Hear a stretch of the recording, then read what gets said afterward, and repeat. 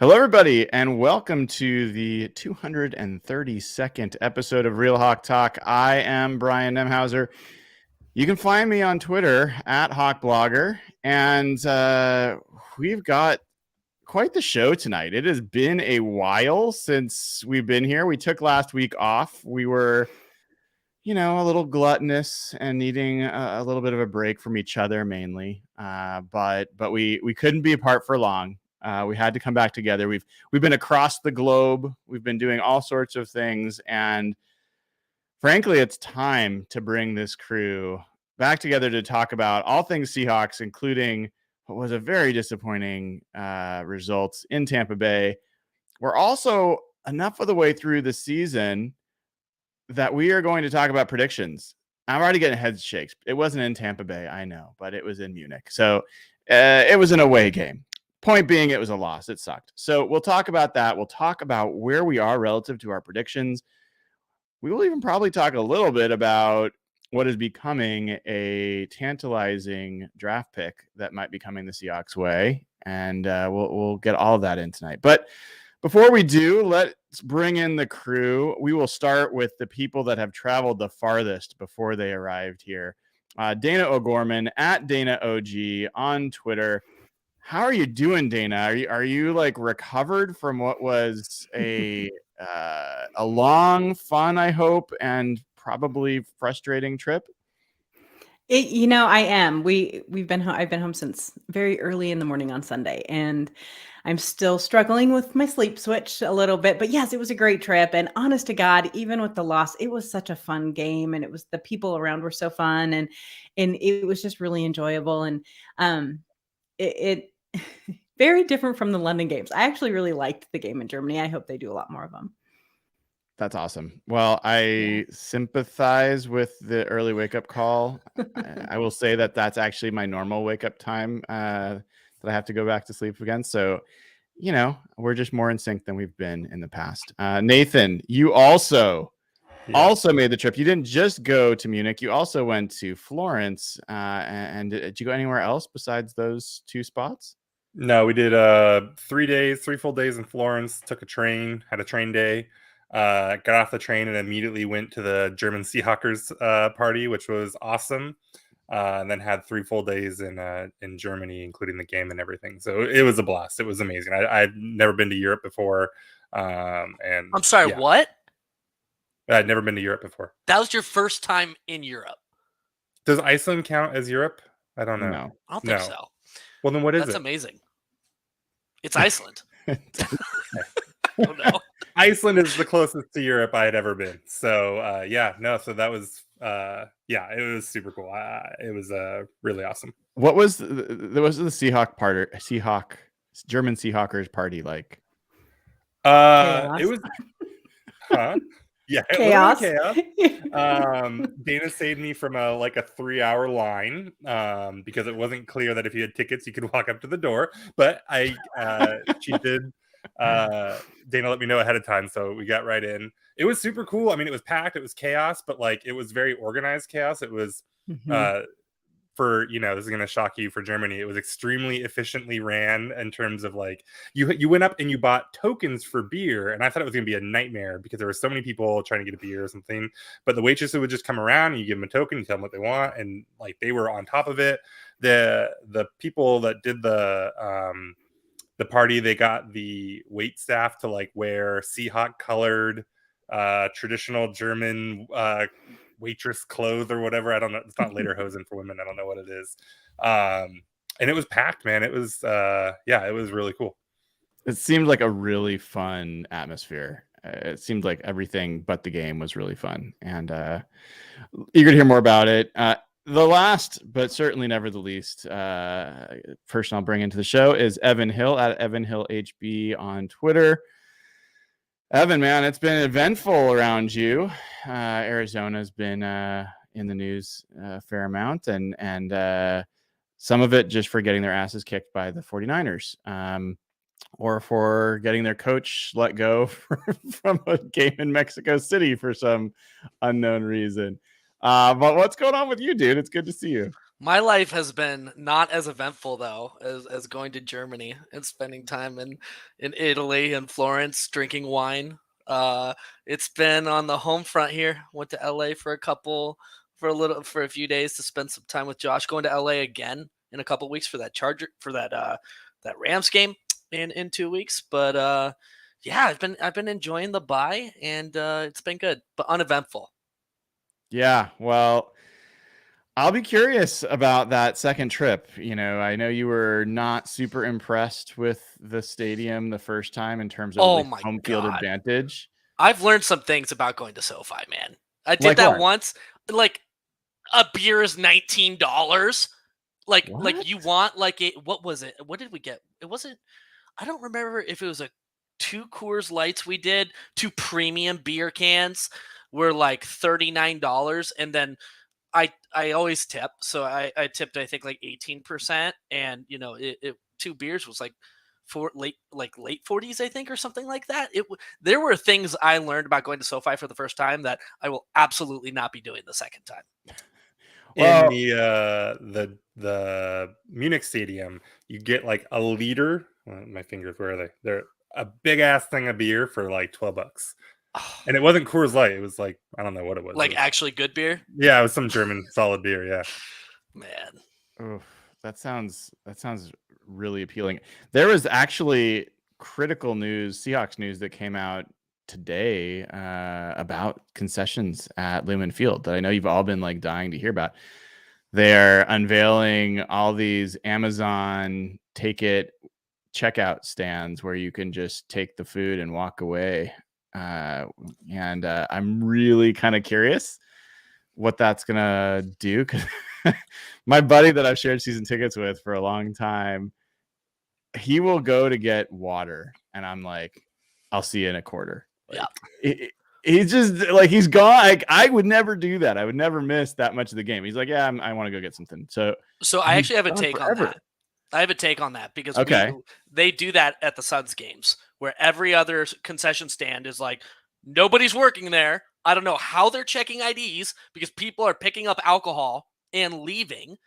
IDs like I don't remember my ID getting checked. I don't know if that was just like a one-off situation or something like that, but it's total chaos. It's a complete shit show. You have like 4 rotating screens and you have like 72 like drunk fans trying to desperately get back to the game, like constantly skirting around each other in the different little lines. It's a nightmare. I It would cannot not recommend it. surprise me if Arizona did not have people checking IDs. I mean, It's I very think possible. It's very possible.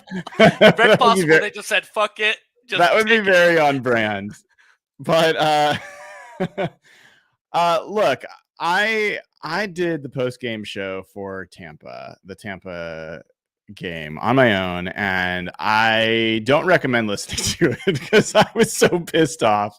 I haven't been that mad about a game in a while, and I felt like the team really booted that game, and I felt like it was Tampa played well, and I think Tampa's defensively is a much better opponent than I think a lot of people would have given them credit for. But I think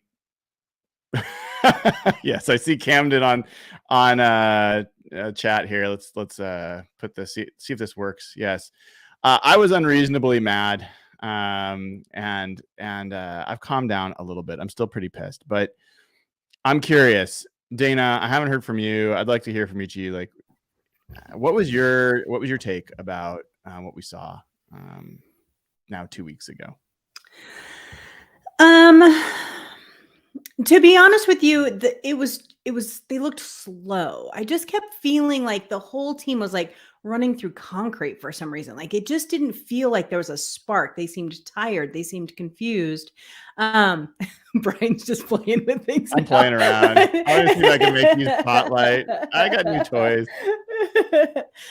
But what was interesting to me is that they just seemed completely off their own game. Like they couldn't. I don't know. My husband looked at me and said, he goes, "Do they have stars in their eyes? Because Brady's across from him. Like, what was the deal?" Like, it just seemed confused. And then in the second half, it was like they got yelled at in the locker room or something happened, and they came out and started actually looking like Seahawks football. Had they played that way the whole game, they would have won without question. there were a couple of real questionable calls too. They were Brady calls, and that's to be expected anytime that you play Tom Brady. And I truly believe that is a real thing. I'm not trying to be, ridiculous or anything, but I just felt like, I don't know, they had a really good time in Germany. And I think and I'm not saying that they had done anything wrong, but I don't know, they just looked slow and they looked jet lagged, for lack of a better word, but I know they weren't. They had been there plenty of times. So it just was a weird game. I think I said to you after the game, I said, I expected them to have an off game soon. Yeah. We thought it would be against the Cardinals. It just ended up being against Tampa Bay. This was their slog of a game.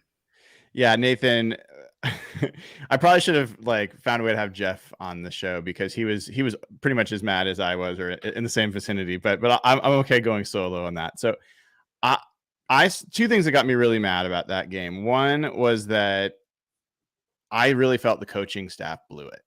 And I thought they blew it in the sense that, one, to Dana's point, it didn't seem like the team was ready to play. And that's almost never something you say about a Pete Carroll team. That's one of the things I think he's been unnaturally good at. The other was that they absolutely told the team to basically prepare for a pass-only offense, to the point where they healthy scratched Brian Monet from the active list, didn't even have him as an opportunity to put in the game once they realized that they were dead wrong. And those two things I felt like were enough to make the difference in what that game was. I thought there's some other coaching things that really pissed me off in that game, but those are the two that really stood out. And I'm kind of curious, for you, was it as simple as what Dana said, just a slip up game, or did you see more to it?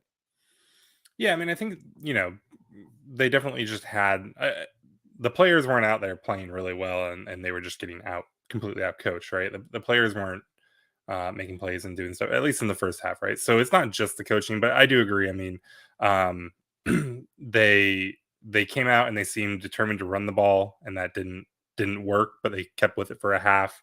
I think they made some poor fourth down calls. And then, they got completely caught off guard by the Bucs run game. Not only that they did run it a bunch, but, that they ran differently. So, I think my daughter might be dying. I don't know if you can hear that or not. I didn't hear that. You need to go? No. I think it's okay. So I mean, but credit to them, because they did come out in the second half and they looked a lot better. And as the kind of stubborn as they seemed about running in the first half, they came out and they were just like, fuck it, we're going empty every play. And so they adapted, and they made a game of it.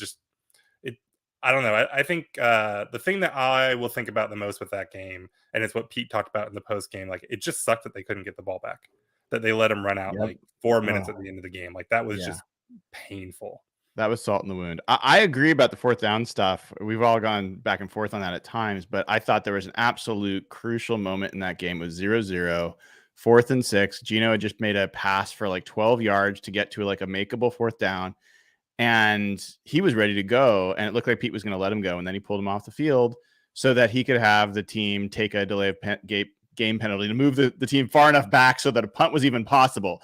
If you do that, you shouldn't be punting, period. And that was a moment where he could have believed in the offense and leaned in. And I actually think that would have been a difference if they had made that choice. If nothing else, I think that was the better choice to make, and they didn't do it. So, Evan, were you awake? Did you watch that game? I'm curious. Oh my God, you know me so well. I knew you were going to ask me. I thought you were going to ask me some in-depth question about the game. And I was just going to have to be like, yeah, so I woke up initially. I'm gonna be honest with you guys. I woke up. I think we were an hour ahead, so it may have been 7:30 for me, frankly. So less of an excuse here. I started watching the first quarter. I watched the first quarter, and I was like, "Fuck this! Fuck this!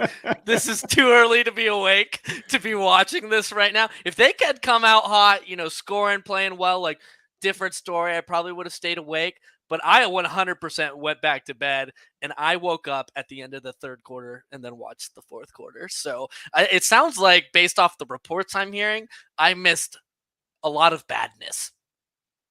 Yeah. The first half. Only in the first half. The second half was a little lot better. What pick, or when was the Tariq pick? second half. Yeah, definitely the second half, right? And I think that the reason this game matters is that if you believe this team has a shot at winning the division, which they were in first place by a chunk. It wasn't like they were just in first place by a game. They were in first place by a little bit of a spread. I think that's a game that was very winnable and that they are going to look back and really regret not getting. So they've already blown games, that hopefully they could have won against New Orleans and against the Falcons and stuff like that. This game, after they'd figured out their defensive philosophy, after they'd figured out, who they have and who they were going to be, after Ken Walker has joined the attack on offense, this was a game that they should have taken. Who was the most disappointing part on Sunday for you, Brian? Well, Pete. I mean, from an overall perspective, but as a player,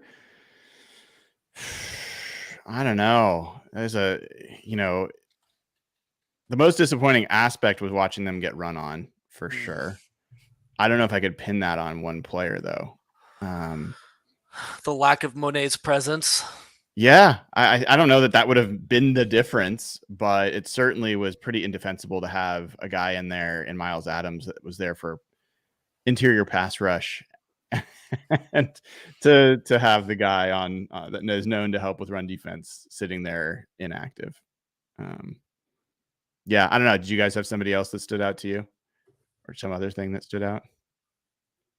Yeah. No, it's the run defense. Yeah. Mm-hmm. So one of the questions is how much do you take from that game? The Seahawks had really started to be on a roll. They had literally for 4 or 5 weeks, the best defense in the NFL, not just good, but the best by DVOA standards, by EPA standards, by almost any standard. And then they looked pretty crap against what has been a really struggling offense. We've been going back and forth on this whole time. I've been having trouble believing the front seven. This gave me a little bit more ammunition of I don't know if I should believe in this front seven. Do you expect them to rebound and be the team that they were before this game, that this was really an aberration, Dayna? Or do you think that this was maybe a more of a reality check of what this team's capable of? I think it's fair to say probably a little bit of both. But to be honest with you, with their next upcoming opponents, no, they're going to bounce back just fine. I don't have a lot of worry. I think against this Raiders team coming up, I think that we're going to score 30 points on that team. I mean, it's just a little crazy. But the defensive wise, I think that they'll be able to bounce back. It's pretty obvious what they did wrong, right? It's not like we don't understand why was it so bad. No, they signed up for the wrong, type of plays is what they did. The coaching was wrong. They completely changed it in the second half and came right back to it. So that's why that second half, if they had continued to be completely dominated, I think I would be a little more concerned. But because of that second half change, I think that just proves to you that they have a system and it works. They just didn't implement it in the first half of that game. So no, I'm not overly worried. Do I think they're a fantastic defense? No, but I don't think that they're as bad as we saw at the beginning of the season. So Josh Jacobs is, I believe, number 3rd in the NFL in rushing yards. Yeah. He's I think he might be 3 or 4, something in that ballpark. So their rushing offense has been pretty good this year. Yeah, the Raiders are not a good football team. I think they're slightly better, honestly, than their record indicates. I think they're 3-7. I think they're probably realistically a 5-5 team from a quality of talent perspective. And their rushing offense is on, the stronger side of their offense and on the stronger side of the team. So I think this upcoming week is a good litmus test to see if Seattle's run defense can resume, the performance of the past several weeks. Yeah. Evan, right now, you had to predict, are the Seahawks making the playoffs? Oh yeah, without question. Without question. Anybody have doubts about the Seahawks making the playoffs? Not if everyone's can I list healthy. Well, hold on. Before you list out. Okay. How many of you think they're going to win the division? Mm-mm. No. I think it'll come down to the Dayna. last week, but I don't think so. I think they Francisco do. looks good, you guys. So you think they do? I That's think key. they do. You think they do? Nathan, where are you on this? Probably not. Probably not. So two, probably. Dana's a no. Nathan's a probably not. Evan's a yes.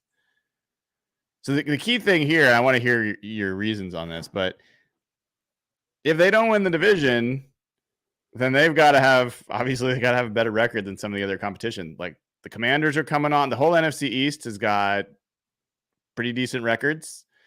You've got the other division winners. You've got some losses against folks like Tampa Bay. If Tampa Bay happens to fall out, I think if you don't win the division, the playoffs become more complicated for the Seahawks. Okay, so I'm going to put an asterisk attached to my answer because I just looked up the 49ers remaining schedule, and that is bullshit. Yeah. That is bullshit. Yeah. They're playing high school football teams. Yeah. Yeah. That's unfair, man. And everyone's finally getting healthy. They were not healthy, and now they are. It's yucky. Yeah, we're not going to spend a lot of time talking about them because there's too many nice things to say about them, and I refuse to allow that on this broadcast. But I think the Seahawks were the favorites to win the division if they had won that game against Tampa Bay, even with the things going on with the 49ers. I think without that win, without the 7-3 record, without any buffer between them, they're now in second place, technically. I think it's going to be unlikely that the Seahawks end up winning the division, and I think that's going to make the playoffs tougher. So I'm curious. I'm curious how it plays out. We're going to talk more about this game in this week, but part of the reason I wanted to ask that question. Sorry, Nathan, were you going to say something?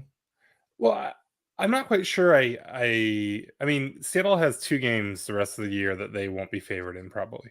Mm-hmm. The Niners and the Chiefs. They get the Raiders, the Rams twice, the Panthers, and the Jets. That is not a murderer's row of opponents. You're not a big fan of Zach Wilson? No, I don't know that he scares me a whole lot right now. I am not sold they're beating the Rams in both games. Of course You might not even have Stafford. I have PTSD. And they don't have Cooper. No, they absolutely should beat the Rams. Yes. They should, yes. Will they? Is a different question.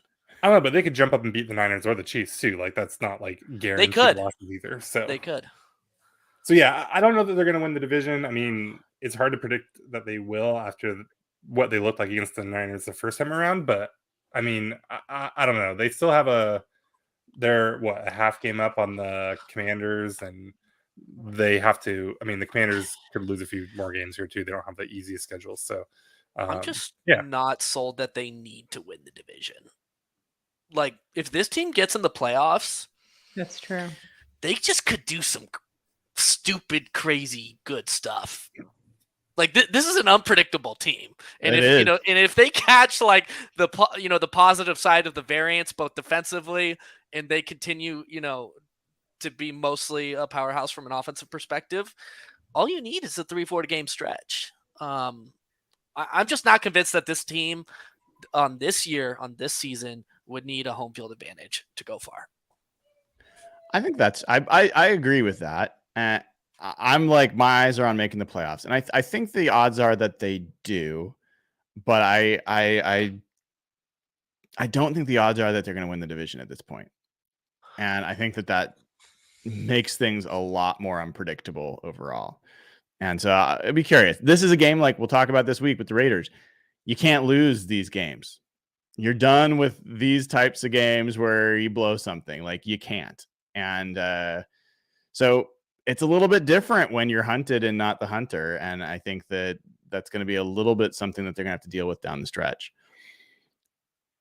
But with that in mind, now that we've got our updated points of view on the record books, I did want to take a second. This is on advice from our very own Josh Cashman to revisit our preseason predictions for this team. We're not going to go through all of them because it takes hours, but I do want to call out a few things. So, first of all, just as a refresher, the range of predictions for this season we're at this point where I'm going to basically pretend that, well, yeah, I'm not going to do the math to do this. Look, basically, Evan was the lowest at predicting the Seahawks to finish 2-15.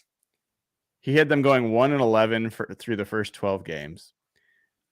Trey, our Wonderkin's production support, was the most optimistic. He's the only person that predicted the Seahawks to have a winning record, 9-8 for the year, and 6-6 at this point in the season. Even he had them losing in the wild card. So the most optimistic was a 1 game over 500 season. Dayna, you had them at 6-11. Nathan, you had them at 7-10. You were trying to talk yourself into Trey's playoff view. So you had I have to give you credit of you were if things fall the right way, maybe playoffs could happen. I had them as 8-9. I originally had them at 7-10, but then I changed my prediction about the Broncos game right before that game. So I ended up at 8-9.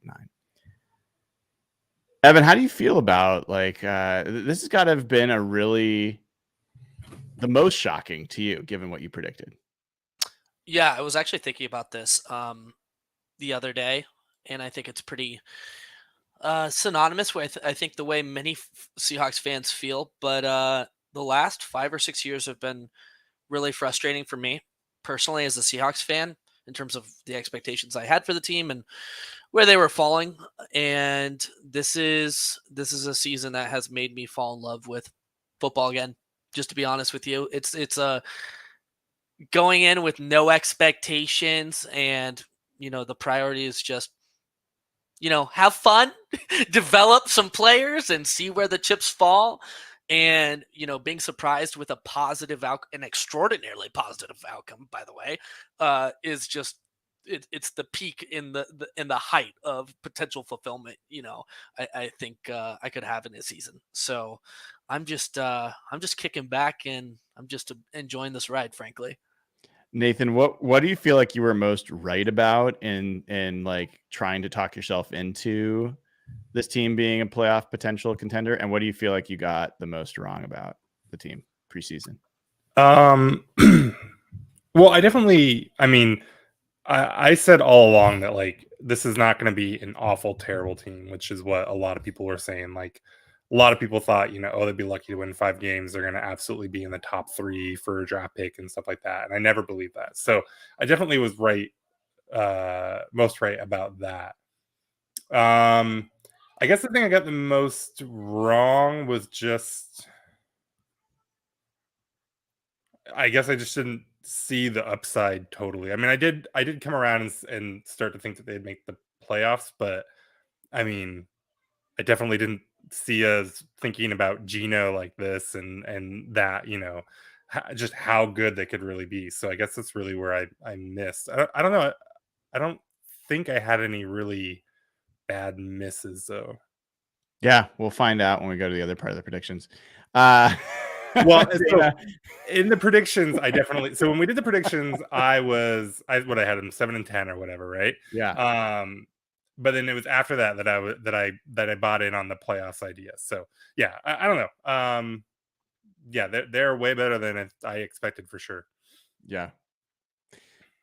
Dayna, anything that stands out for you about your perspective preseason and what's changed? What was the thing that you felt like you just really completely didn't expect and maybe were wrong about? It's their win total. I had to talk myself into 6 wins. I was further down there with Evan. I think the first time I went through that, I literally had them winning 4 games. I'm like, all right, well, maybe, because I remember very specifically, I was saying it's going to be tight games and it's going to be just a tip one way or the other. And at the beginning, it was kind of like that, but I was just trying to bring out some positivity about these wins, because let's be honest, none of us had any idea that this is who Geno was going to be. We thought the defense was going to be good to bring Geno along. We had it so backwards. But the fact that they've already hit these 6 wins, I'm just like, what? It's just baffling to me that I had to talk myself into it. And honestly, after the first couple games, I thought I was still right. I really was well, it looked like it was going to form. Oh yeah. And then it just picked up from there. And it's been so fun. So I know we're talking about playoffs, and do I think the team will I don't think they'll win the division. Do I think they'll make the playoffs? I think the NFC is bad enough that they actually might be able to get into the playoffs. But that's not a knock on the team that I don't think these things about them, because I'm still so freaking thrilled that they've actually played as well as they have. So Yeah. In some ways, I'm disappointed that I have expectations now. It was really fun to tune in to Seahawks games and be like, whatever, like get up and go to the bathroom, go to the kitchen. Didn't really care if I missed a couple plays. That was never me for 30, 40 years. Right. And like, this season doesn't really matter that much. We'll just see what happens. And then after they beat the Cardinals, I had expectations. I'm like, this team should go 7-3. They should get into the bye week 7-3, and then they should be able to win a bunch of games all the way up. They could have been 10-3 heading into the 49ers game. Like, so now I do have expectations, and I hope that I hope they continue to play better than we expected and don't crash back down. So a couple other predictions that I will bring up. We won't go through them all, as I said. So Trey, as much as he gets credit for being the most bullish on the Seahawks, his prediction for Geno Smith starts in the season was 9. So Trey was imagining Drew Lock essentially riding into the rescue for this team. And I think, Dayna, you were the next lowest with 12, but like everybody else was pretty much expecting Geno to start most of the season. So that's been a little different. Jeff was the closest on Geno's passing TDs. He predicted 20. Evan, you had him for 12. So that was the spread there. Turns out that's Russell Wilson's passing touchdown number for the year. Isn't he supposed to have less passing touchdowns than rooms in the bathrooms in his house? Is that the? Did you guys see that dumb statistic? That he has more bathrooms in his house than he does passing touchdowns right now. I think it's 12 bathrooms to 7 passing touchdowns. Yeah, he's gonna be lucky to get to 12 at this point. It's looking rough. It's looking rough in Denver. I was way off on Rashad Penny rushing yards because of injury. I think I was on track if he had stayed healthy. I had him for 1,100. Evan was most bearish at 400, and then I was most wrong as well about Kenneth Walker. I had him for 210 yards. He practically has that every game. Evan had him for 1,200 yards. And what's he at right now? Nowhere close, dude. 580. It's going to be tough after that Tampa game. He basically punted that game. So yeah. How many games are left? Is it 6? Yeah. So he has to have 100 No, yards. 7. A game. 7 yards. Okay. Yeah, I think it's pretty unlikely. I'm not giving up hope. I was wrong there. One that I thought was kind of interesting, predicting who is going to have the third most receptions on this team. I thought that was a little bit tough this year. Jeff and I got it right so far. Do you guys know who it is? Before I tell you, you get Disley. Disley. Will. What do you guess, Dayna? Oh, Nathan, stop shaking your head. You're giving it away. She was going to say Will Disley. No, I wasn't. No, I was thinking I was going to be Kenneth Walker, but no. That's a good guess too. Yeah, I can't. I don't know. I don't. And know by the way, that was your preseason guess. I love that you're Was completely it? memory holing the starting tight end for this football team. Oh my what? God. It's Noah Fant? It's Noah Fant. Is it really? Yeah. Wow. Yeah. I think most people will get that wrong. Like, yeah. Well, we did give him a big 4-year, $32 million deal in the offseason. So did we really? No, that was Disley. I'm an asshole. Oh, no, did we really? I forgot about that. I'm being a dickhead because Disley has actually been good this year. So I was like, what is he talking about? Sorry. Well, one more thing on Geno. Where is it? We had an over-under on passer rating. Oh, there it is. Passer rating of 92.5. Evan and Derek and Josh were under. So it's like very disapproving. Everybody else was over. Daryl Taylor having 10 plus sacks. Evan and Dayna were Ooh. over, where they were true. Everyone So else was false. There's a question on here: more sacks, Jamal Adams or Cody Barton? And the more interesting one right now is more sacks, Cody Barton or Darrell Taylor. Cody Barton. Taylor man. has 3 and Barton has 2. So Barton could pull that off. I am hoping against hope. It is super unrealistic. John Radigan coming off the injured reserve, back to practice, special teams ace, and better linebacker than Cody Barton. If somehow, some way he can start rotating in there, I think Radigan will take those snaps away from Barton, and we'll be saved. Barton tried to win that game for Seattle last. He did. He made the catch that Jordan Brooks could not. Mm-hmm. So good on him. First interception of Tom Brady in like 50 years. It was like 400 attempts or something. It was crazy. Anything else here that's of interest? Who has more interceptions, Tariq Woolen or Kobe Bryant? Both Nathan and I and Josh had Kobe Bryant, so that's going to have to take a big swing. Everyone else had Woolen. I think one of the things that's most interesting is predicting points per game scored and allowed. And the Seahawks right now are scoring 25.7 points a game, up from 23 last year. The highest prediction of any of us was 21.7 for Trey. Every one of us had them scoring at least a couple points less per game than they did last season. Defensively, they allowed 21.5 last year. This year, they're allowing 24.1, and we actually were pretty close on that. The worst was Evan predicting 28.5, which is very, very bearish. The most optimistic was actually Nathan at 21.9. So that is kind of a quick walk through some of the predictions. We'll obviously revisit all this at the end of the year, but team's different. Team's definitely different than it was when we started. So you guys brought up the Denver stuff, and we're not going to go super deep. We've talked about the Broncos struggling. It was amazing and awesome that they lost that game. The Seahawks now have the 5th pick as of right now in this draft next year. Nathan, I'm curious for you. What do you want the Seahawks to do if they end up with a 5th pick overall? Like, what's the move that would most benefit the Seahawks realistically, knowing who might be available? Yeah. I mean, there's a lot of good options for them. I'm still of the opinion that they should try to keep Geno and keep him around for 3, 4, or 5 years or whatever. So quarterback isn't the top of my list, but I'm not going to cry if they walk away with like Bryce Young or something like that. Really?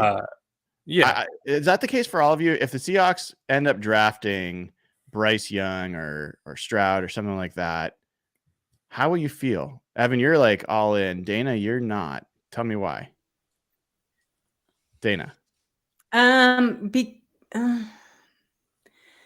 Because I don't like quarterbacks. I think they're overrated. I think that you know this about me, you guys. Come on. But here's the thing.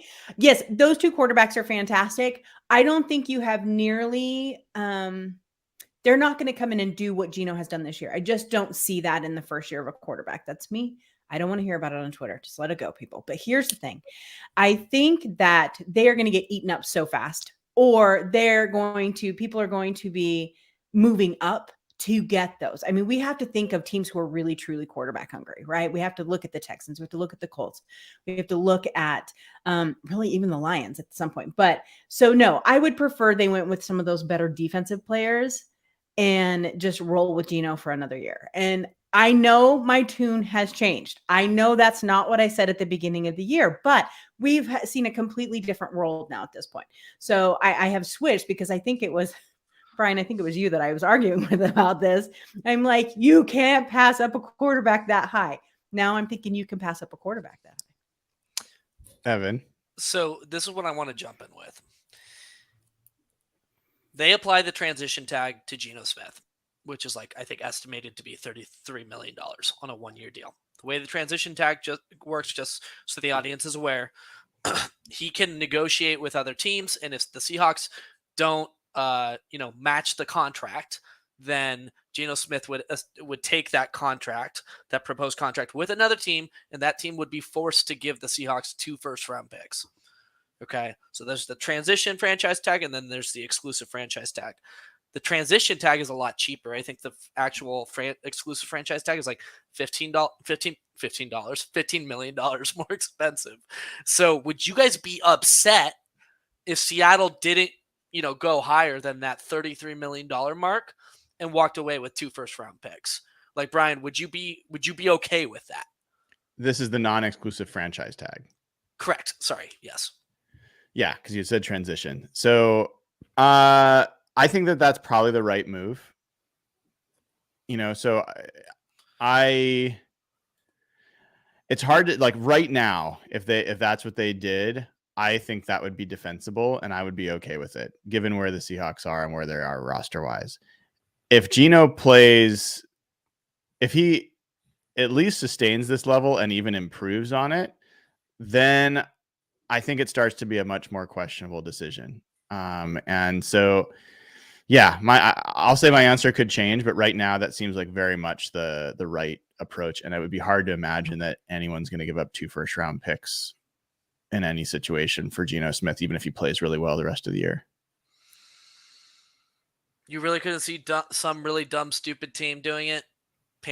Well, they're going to have a top pick. I mean, the Broncos just did it. Didn't work out so well. Colts could do it. Washington could do it.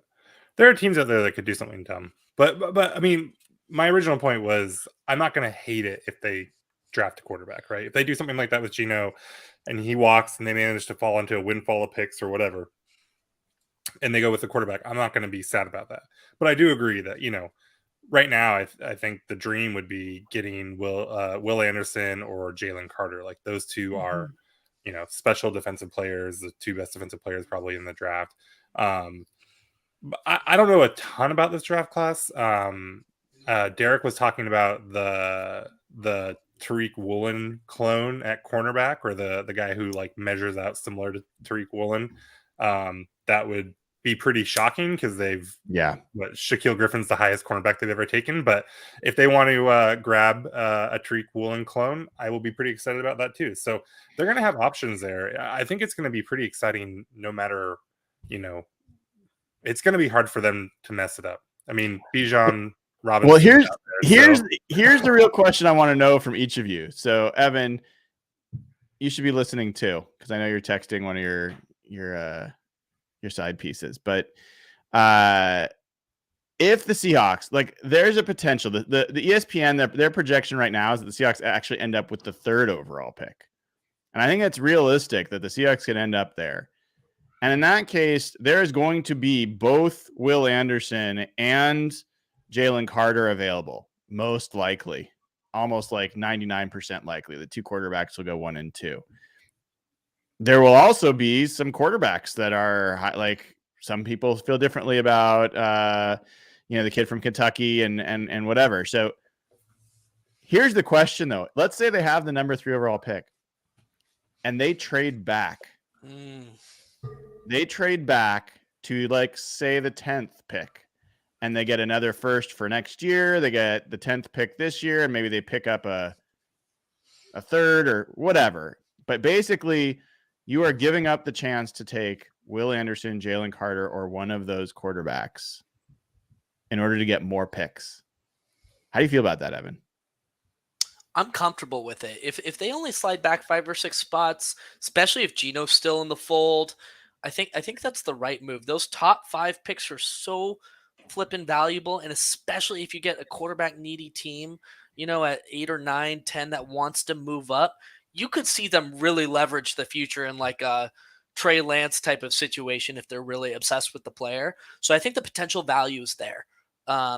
It comes down to what the offer is, but will I be upset about it? Probably not. Dayna?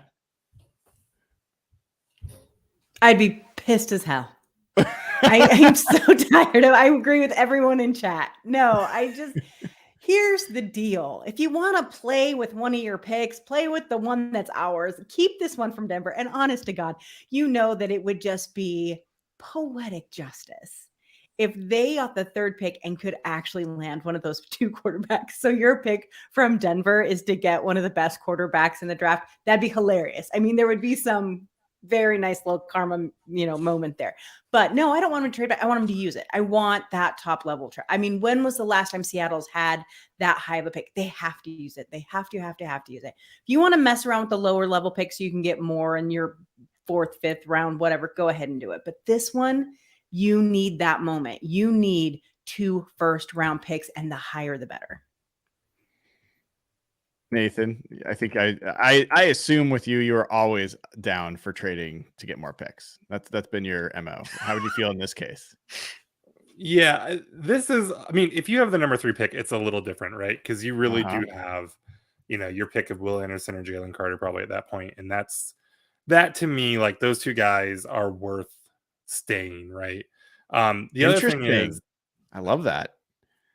Those two are like, I mean, I would, again, there are so many different things that they could do that I'm not going to be mad about. And if they trade down with Anderson and Carter on the board, I'm not going to freak out. I mean, I'm probably not going to love it, but they will almost certainly get a massive haul for that. So I would definitely understand it. Here's, you're talking about trading down to like 10 though. So I'm looking at the CBS Sports draft rankings, and this is going to change so much by the time the draft actually happens. But Will Anderson is 1, Young, Stroud, Jalen Carter is 4. If you're trading down to 10, some of the other players in this area, you have Peter Skoronski as an offensive tackle from Northwestern, another offensive tackle from Penn State, a tight end from Notre Dame, 2 cornerbacks, another offensive lineman, a running back. Now, I don't know anything about Jared Verse. They have him the 9th ranked prospect. He's an edge. He's a sophomore too, so he might even come out. But my point here is if you trade down into a sea of offensive tackles and cornerbacks, feels a little awkward for what they probably want. Yeah. So, if you want to trade from 3 to 5, that to me would be really, really interesting, even though you're risking potentially losing out on both Anderson and Carter. But trading down into 10 or a little lower, I don't know if that makes a ton of sense. And I say that without knowing much about any of the prospects beyond Anderson, Young, and Carter. Yeah, this is all just fun speculation at this point. Who knows where this pick will be? Who knows what players will be there? Who knows how they'll all perform in combines and future, speculation or evaluations.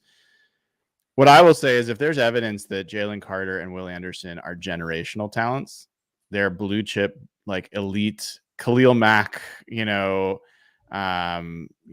wreckers. I'm not going to say Aaron Donald because Aaron Donald's like, if not the best defensive player that ever played the game, he's one of the top. I'm not saying that, but if you're an all-pro level defensive tackle or defensive end and you trade back and you get some red chip guys that are potentially like pro bowlers, but not all pros, that will be a catastrophic mistake. And so I'm not at the point where I can say for sure what the drop off is between those two guys and the others, but everything I've read and heard is that there's a pretty significant drop off. So let's hope we have this debate that we get to have. Like if the Seahawks have the 3rd overall pick and they're in the playoffs, holy shit. Because it won't just be the 3rd overall pick in the 1st round. It'll be the 3rd overall pick in the 2nd round. Thank you. People keep forgetting that's like if the Broncos suck that hard the rest of the year, that might as well be another late 1st round pick. Exactly. We basically got our 3rd 1st round pick that we said we wanted for us. What is that? 3 picks in the top 35? 35, no? Yeah. So it's getting hot and heavy in here right now when I hear that. Oh, it's so Lord. True. It'll be a good draft to be in Kansas City. I'm going to sit right there. I can't wait to be right there. All right. Do you guys have enough time for us to take some Patreon questions and then talk Raiders? We'll probably go a little bit late. Nathan, would you mind starting to find the Patreon questions? And while you're doing that, I will Remind folks, if you haven't already, give the show a like. We would appreciate it. Quick thumbs up and click subscribe to get access to the YouTube channel right away, and any other, click the bell to get notified when we go live. Also, go over to patreon.com/hawkblogger. That is how you get instant access to the Slack channel. And folks, nobody knows what the heck is going on with Twitter. So if you want a reliable place to have solid Seahawks conversation with sane people doing sane things, the Real Hawk Talk Slack channel is the place to be. So patreon.com/hawkblogger. This is a great time to sign up. Plenty to discuss. Really good people. Hundreds of other Seahawks fans in there. And no matter what happens with Twitter, that'll be a place, a safe home to talk Seahawks. All right, Nathan, what do we got? All right, Dana, I got one from you from Jonathan Lulay. Okay. Why is there no talk about Quandre Diggs' poor season? He's had 5 picks each the past 2 seasons and has 0 so far this year with low PFF grades. Just can't get that video of Jordan Brooks and him getting into it on the sidelines earlier this season. Do you think he's having a poor season? I do. I think he's having, I don't know if it's a poor season, it's a down season. And oh God, more than anything, I wanted him to get a pick 6 in Germany so bad. But I do think that there's I don't know if he is frustrated with the way he's being used. I don't know if they just have so much other talent around where just he's not getting the opportunity. I don't know what it is. I don't know if it's a contract thing. I mean, that's what everyone keeps talking about. It's like, oh, he got paid, so now he's just sitting on his tush. I don't buy that, but that's what people say. But here's the thing. I think that we have mentioned it. We've talked about Quandre not playing super well on this show, but I do think I'm going to state it again. This defense was originally slated to be around Jamal Adams. And so the two of them together working tandemly. So I think that hopefully we'll see an uptick. I think he's played better. I think along with the whole defense, he's played better the last few games, but there just seems to be a spark missing from that. I don't know if it's mental. I don't know if it's injury. I don't know what it is, but there just seems to be something missing from his game this year for sure. Brian, Jen Mazzarolo wants to know, is Trey Brown better than Mike Jackson? That's an awesome question. And for folks that don't know, Trey Brown had a press conference today. He is officially back on the active roster, and word is that he is going to be in competition with Michael Jackson for that starting cornerback spot, which is awesome. So I do believe Trey Brown is a better cornerback than Michael Jackson. I think Jackson has certainly been a more than competent starting corner and has been fine to play. I think he's shown some physical nature that not all cornerbacks do, and it's been great to see him show up and like lay some hits. But I think Trey Brown might be really good. Like, he might be really good. And the challenge this year is he's coming off a pretty big injury, so I don't know.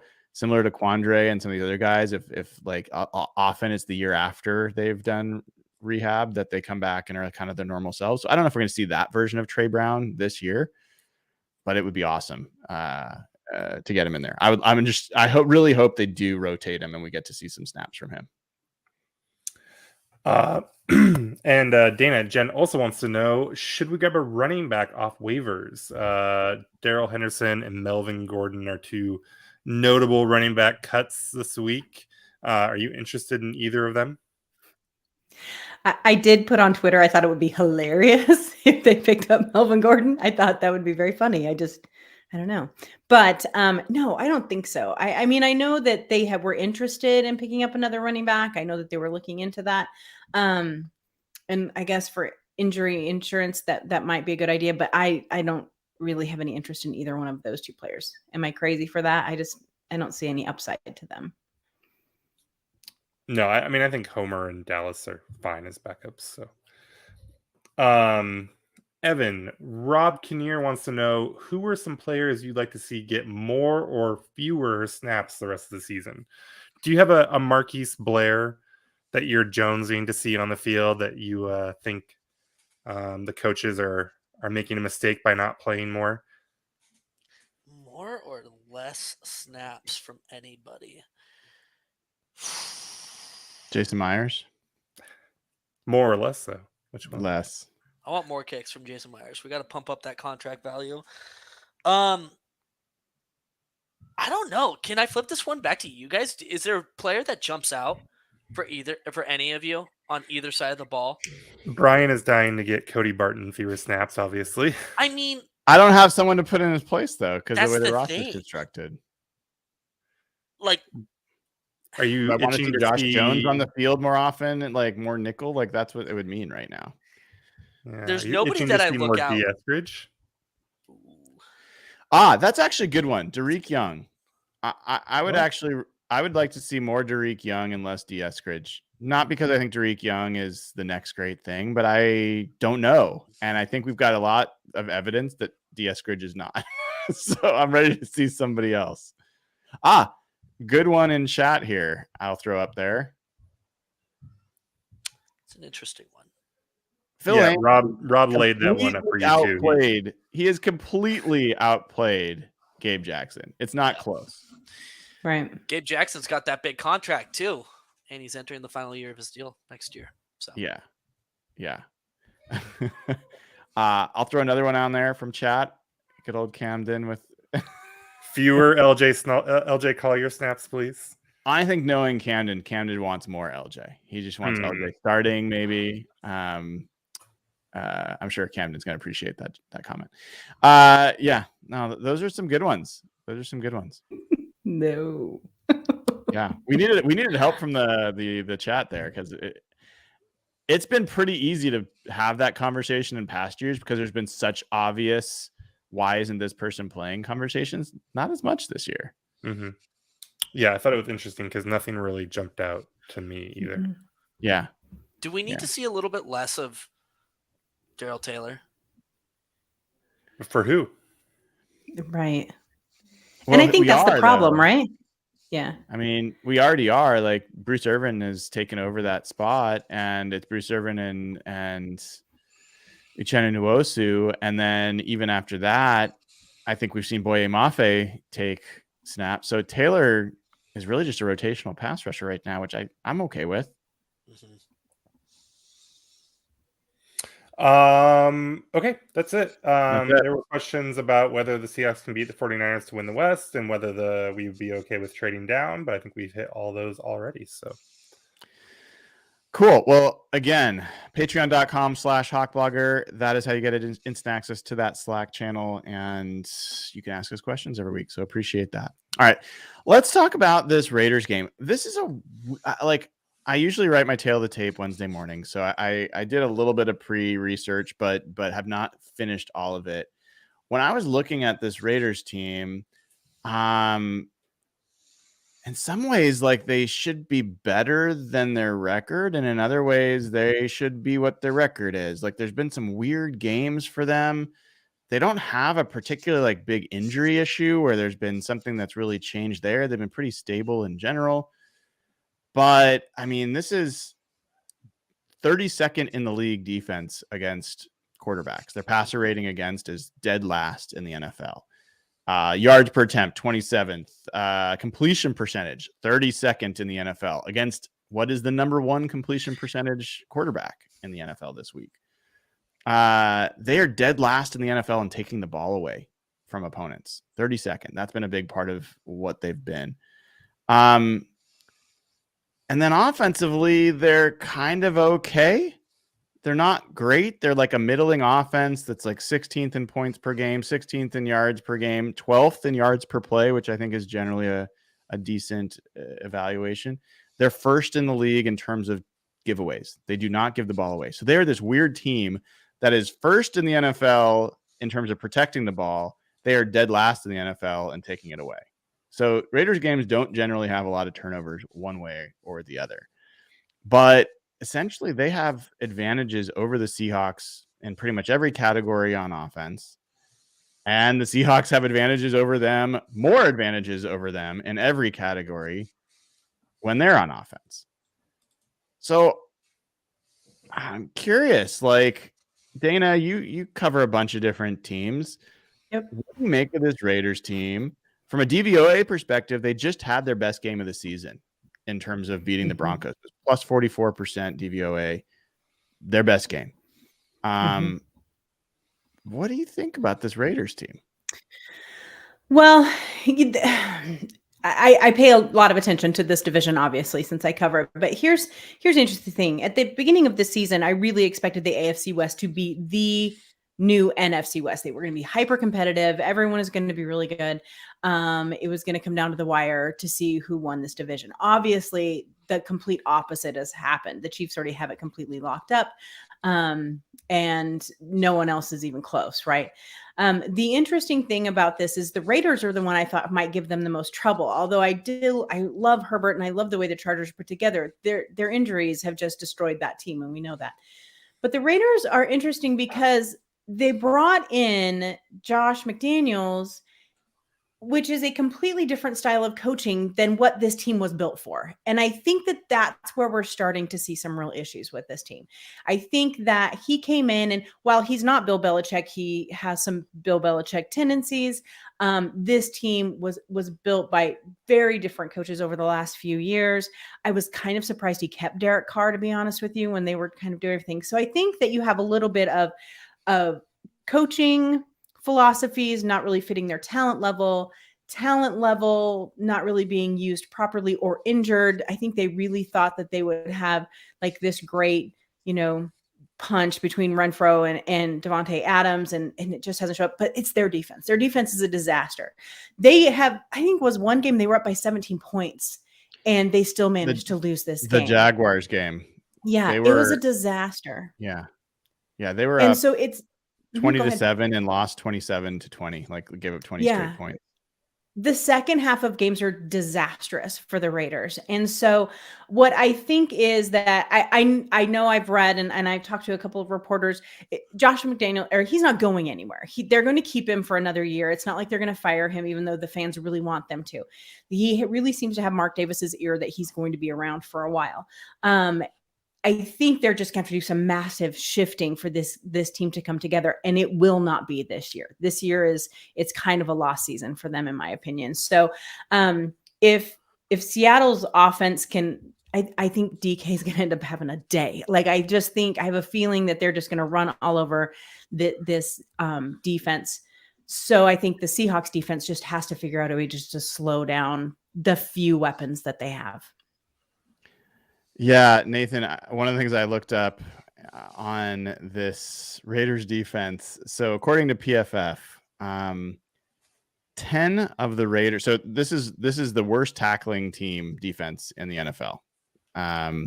10 of the top 11 players on the defense in terms of snaps. So the players that play the most often, 10 of the top 11 have missed at least 10% of their tackles. Double-digit percentages. In fact, the only person that has missed 9% of their tackles. And the one who's worst is their slot corner, Amik Robertson, who has a Justin Coleman-esque 30%. He misses 3 out of every 10 attempts to tackle somebody.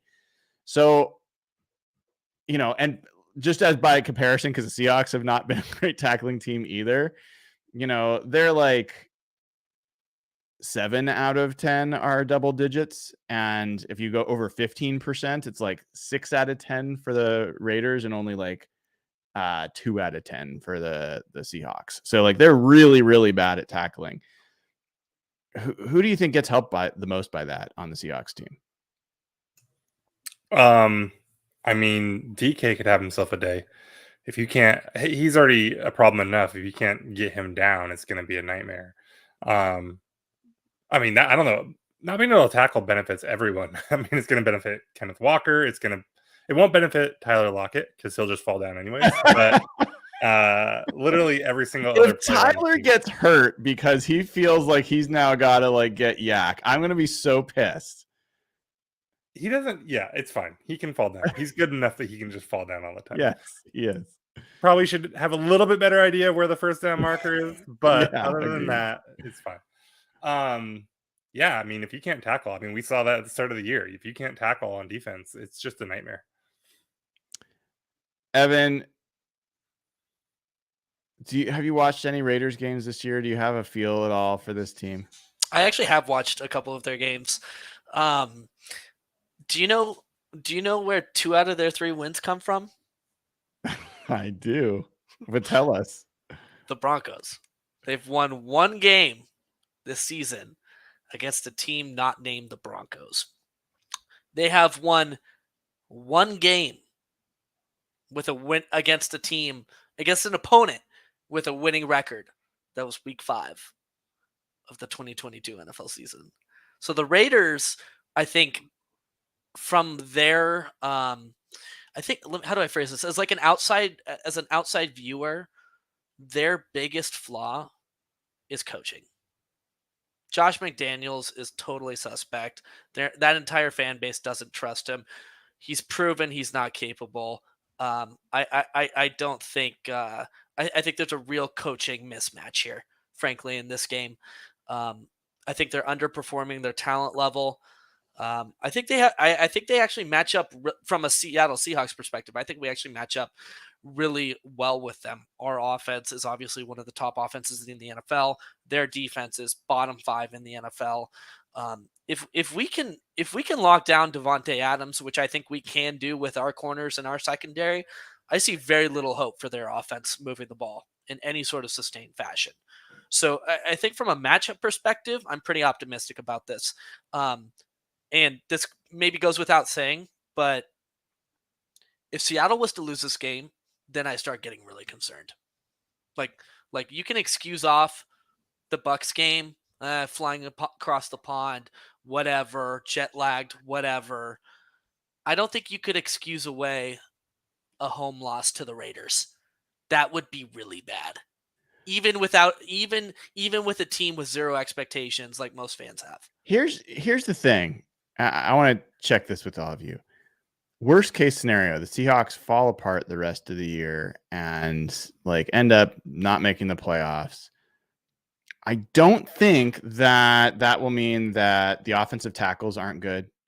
I don't think that will mean that Kenneth Walker isn't good. I don't think that will mean that Tariq Woolen or Kobe Bryant aren't good. I think it will mean some of the players we actually already know aren't good or are maybe not good. And most telling will be Geno. I think the rest of the season has most implications about how much you invest in Geno Smith as your future quarterback. So in that regard, not the worst case scenario. I certainly am pretty invested in them making the playoffs, but you're right. If they lose to this team, it would be pretty catastrophic for the chances to make the playoffs. I don't know if it would be catastrophic in terms of where they're going overall as a franchise. I think everyone says the house money thing. I don't feel that way, but I do feel like some of the most important things about this season have already been proven, regardless of what happens the rest of the year. You guys agree with that? Yeah, I mean, it could change, but assuming that, if they miss the playoffs because Geno turns back into a pumpkin, then you draft a quarterback high and you move on with the plan that everyone thought they were going to have in the first place. So right. What do you guys think of Derek Carr? I'm kind of surprised they extended him. Yeah, me too. I didn't think he'd be there. Say more. What? He's just the pinnacle of mediocrity. He's not bad, but he's not good, and he's just enough to keep you competitive, but they're not even really competitive this year. I don't know.